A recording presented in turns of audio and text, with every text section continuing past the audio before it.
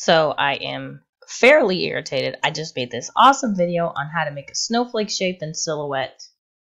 I didn't have my mic on, and I didn't want to go back through and re-narrate it, so I'm just going to do it again. I'm going to show you how to do this right now, really easily, with Replicate and Transform and your Line and Shapes tool. And it doesn't have to be this simple. You can do a ton of different variations, but I'm just going to go ahead and recreate this guy. So first thing I'm going to do is set my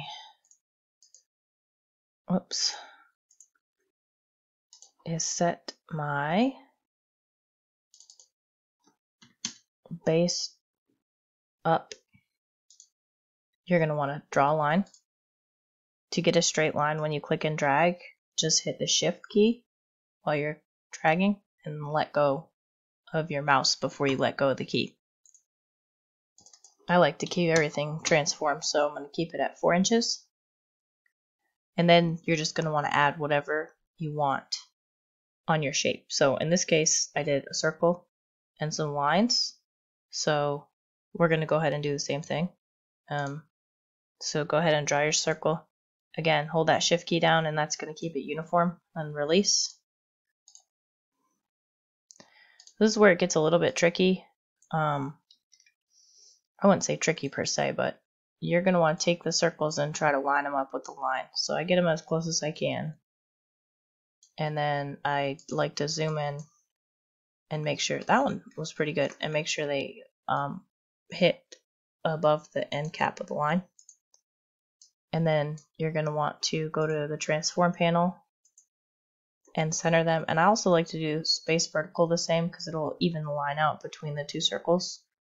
And then you're just going to want to group that. Okay.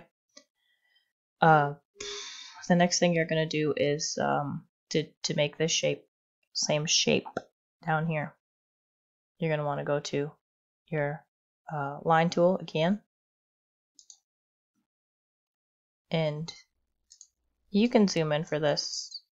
I will for this purpose, but you don't have to. And just make a line. And then you just can mirror that to the right. Then select both of your lines, group them. I'm using the Control G function. You can group them up at the top here. I like shortcut keys. And then just duplicate it below. Drag it to where you want it. Drag this one a little bit lower. And then, center them, group them, and then center them to your line. And what you're going to want to do is you're going to want to mirror this below. It's going to flip it, and you're just going to bring it down. And I'm just going back up to see how far I was a little too. That looks about right. We'll see what it looks like zoomed out. Yeah, that's pretty even.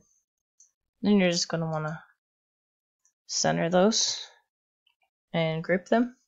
And here's where the magic happens. Okay, once you get your line put together, this is where it gets really simple. You're just going to want to go to your replicate panel. And you're going to want to rotate 2 copies. There you go. You got a snowflake, kids. Boys and girls, you got a snowflake. And you're just going to want to increase your weight size. Okay? So in this case, we'll try 15 and see how that goes. Pretty good. I like the way 15 works. If you go too big, it's just not good. So I'm going to go ahead and create a compound path so you can see my circles filled in. Because that's what I want them to be, solid. I don't want them to be open. All right. And here's the part that I went through as well. If you send this to your cutter right now as it is, and you cut on the edge, it's fine. If you cut it, you'll see it's just going to cut the lines out, which makes sense because we were working with lines. We don't want that. So I take it one step further, because I do use these for people to buy. And I'm just going to select the trace area, put my threshold to 100%, click trace, delete the black bits, and then color this guy in. Pretty neat, huh? And you can do transparent if you want and just increase your line thickness. You can turn it into a monogram by adding a circle. You can turn it into a split monogram. You can just create a bunch of these to add to your designs. The options are really endless, so I just wanted to go through that with y'all real quick. If you enjoyed this video, please click the subscribe button so you can keep up with the different tutorials that I post. I work with Silhouette Studio. I do some stuff in Cricut Design Space, although not too much because it's very limited. And I will be starting some Inkscape tutorials soon. You could also join my Facebook group to keep up to date on not just my YouTube, but blog posts in general. And if you have any questions on anything, feel free to shoot me a comment below, and we'll go from there. I hope everybody has a great night. Hopefully this has the audio on it.